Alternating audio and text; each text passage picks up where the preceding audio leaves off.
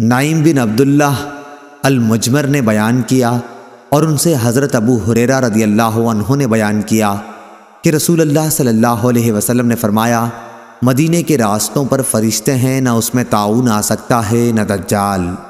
صحیح بخاری حدیث نمبر 1880۔ اسحاق نے بیان کیا، ان سے انس بن مالک رضی اللہ عنہ نے بیان کیا کہ رسول کریم صلی اللہ علیہ وسلم نے فرمایا، کوئی ایسا شہر نہیں ملے گا جسے دجال پامال نہ کرے گا سوائے مکہ اور مدینہ کے۔ ان کے ہر راستے پر صف بستہ فرشتے کھڑے ہوں گے جو ان کی حفاظت کریں گے۔ پھر مدینے کی زمین 3 مرتبہ کانپے گی، جس سے ایک ایک کافر اور منافق کو اللہ تعالیٰ اس میں سے باہر کر دے گا۔ صحیح بخاری حدیث نمبر 1881۔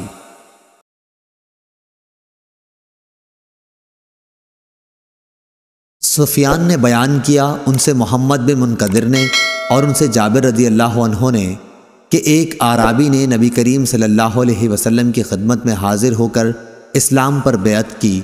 دوسرے دن آیا تو اسے بخار چڑھا ہوا تھا، کہنے لگا کہ میری بیعت توڑ دیجئے۔ 3 بار اس نے یہی کہا۔ آپ صلی اللہ علیہ وسلم نے انکار کیا، پھر فرمایا کہ مدینہ کی مثال بھٹی کی سی ہے کہ میل کچیل کو دور کر کے خالص جوہر کو نکھار دیتی ہے۔ صحیح بخاری حدیث نمبر 1883۔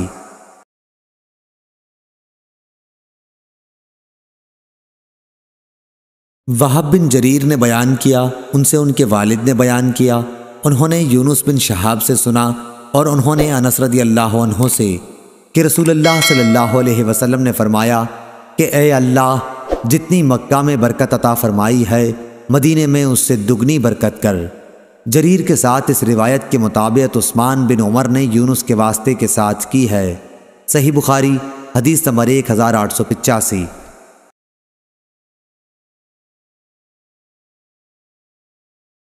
اسماعیل بن جعفر نے بیان کیا، ان سے حمید نے اور ان سے انس رضی اللہ عنہ نے کہ نبی کریم صلی اللہ علیہ وسلم جب کبھی سفر سے واپس آتے اور مدینہ کی دیواروں کو دیکھتے تو اپنی سواری تیز فرما دیتے، اور اگر کسی جانور کی پشت پر ہوتے تو مدینہ کی محبت میں اسے ایڑ لگاتے۔ صحیح بخاری حدیث نمبر 1886۔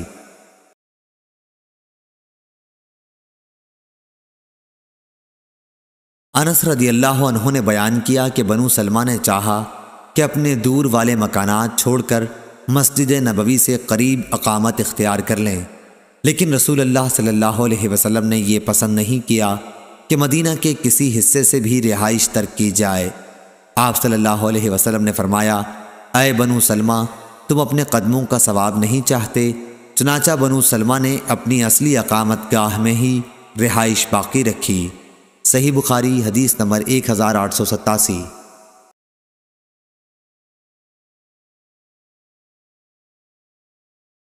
خبیب بن عبد الرحمن نے بیان کیا، ان سے حفص بن عاصم نے اور ان سے ابو ہریرہ رضی اللہ عنہ نے کہ نبی کریم صلی اللہ علیہ وسلم نے فرمایا، میرے گھر میرے ممبر کے درمیان جنت کے باغوں میں سے ایک باغ ہے، اور میرا ممبر قیامت کے دن میرے حوض کوثر پر ہوگا۔ صحیح بخاری حدیث نمبر 1888۔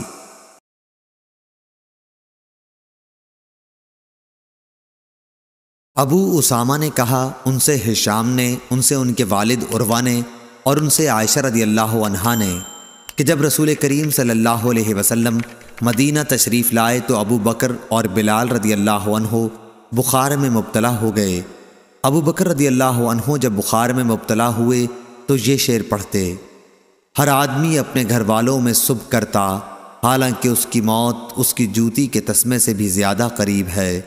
اور بلال رضی اللہ عنہ کا جب بخار اترتا تو آپ بلند آواز سے یہ اشعار پڑھتے، کاش میں ایک رات مکے کی وادی میں گزار سکتا، اور میرے چاروں طرف اذخر اور جلیل گھاس ہوتی، کاش ایک دن میں مہنا کے پانی پر پہنچتا، اور کاش میں شامہ اور طفیل پہاڑوں کو دیکھ سکتا۔ کہا کہ اے میرے اللہ، شیبہ بن ربیعہ، عتبہ بن ربیعہ اور امیہ بن خلف مردودوں پر لعنت کر، انہوں نے ہمیں اپنے وطن سے اس وبا کی زمین میں نکالا ہے۔ رسول اللہ صلی اللہ علیہ وسلم نے یہ سن کر فرمایا، اے اللہ، ہمارے دلوں میں مدینہ کی محبت اسی طرح پیدا کر دے جس طرح مکہ کی محبت ہے، بلکہ اس سے بھی زیادہ۔ اے اللہ، ہمارے سا اور ہمارے مد میں برکت عطا فرما، اور مدینہ کی آب و ہوا ہمارے لیے صحت خیز کر دے، یہاں کے بخار کو جحفہ میں بھیج دے۔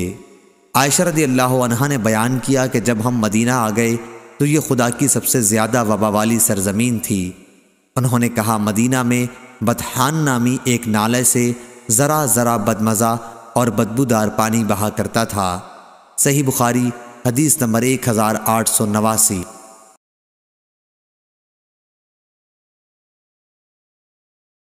لیث نے بیان کیا، ان سے خالد بن یزید نے، ان سے سعید بن ابی ہلال نے، ان سے زید بن اسلم نے، ان سے ان کے والد نے اور ان سے عمر رضی اللہ عنہ نے، جو فرمایا کرتے تھے اے اللہ مجھے اپنے راستے میں شہادت عطا کر اور میری موت اپنے رسول اللہ صلی اللہ علیہ وسلم کے شہر میں مقدر کر دے۔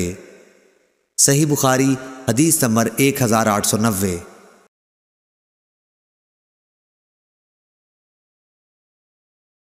اسماعیل بن جعفر نے بیان کیا، ان سے ابو سہیل نے، ان سے ان کے والد مالک نے اور ان سے طلحہ بن عبید اللہ رضی اللہ عنہ نے کہ ایک اعرابی پریشان حال بال بکھرے ہوئے رسول اللہ صلی اللہ علیہ وسلم کی خدمت میں حاضر ہوا۔ اس نے پوچھا یا رسول اللہ صلی اللہ علیہ وسلم بتائیے مجھ پر اللہ تعالیٰ نے کتنی نمازیں فرض کی ہیں؟ آپ صلی اللہ علیہ وسلم نے فرمایا کہ 5 نمازیں، یہ اور بات ہے کہ تم اپنی طرف سے نفل پڑھ لو۔ پھر اس نے کہا بتائیے اللہ تعالیٰ نے مجھ پر روزے کتنے فرض کیے ہیں؟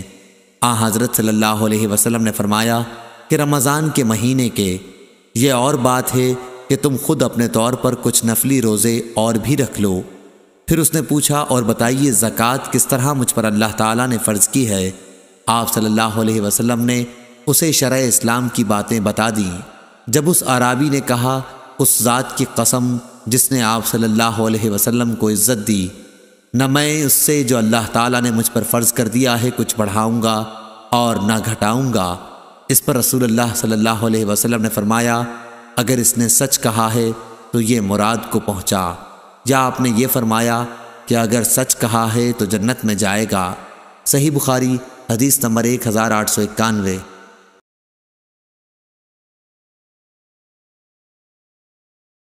ابو سعید خدری رضی اللہ عنہ نے بیان کیا کہ ہم سے رسول اللہ صلی اللہ علیہ وسلم نے دجال کے متعلق ایک لمبی حدیث بیان کی۔ آپ صلی اللہ علیہ وسلم نے اپنی حدیث میں یہ بھی فرمایا تھا کہ دجال مدینہ کی ایک کھاری شور زمین تک پہنچے گا، اس پر مدینے میں داخلہ تو حرام ہوگا، مدینہ سے اس دن ایک شخص اس کی طرف نکل کر بڑھے گا، یہ لوگوں میں ایک بہترین نیک مرد ہوگا، یا یہ فرمایا کہ بزرگ ترین لوگوں میں سے ہوگا۔ وہ شخص کہے گا کہ میں گواہی دیتا ہوں کہ تو وہی دجال ہے جس کے متعلق ہمیں رسول اللہ صلی اللہ علیہ وسلم نے اطلاع دی تھی۔ دجال کہے گا کیا میں اسے قتل کر کے پھر زندہ کر ڈالوں تو تم لوگوں کو میرے معاملے میں کوئی شبہ رہ جائے گا؟ اس کے حواری کہیں گے نہیں، چنانچہ دجال انہیں قتل کر کے پھر زندہ کر دے گا۔ جب دجال انہیں زندہ کر دے گا تو وہ بندہ کہے گا واللہ اب تو مجھ کو پورا حال معلوم ہو گیا کہ تو ہی دجال ہے۔ دجال کہے گا لاؤ اسے پھر قتل کر دوں، لیکن اس مرتبہ وہ قابو نہ پا سکے گا۔ صحیح بخاری حدیث نمبر 1882۔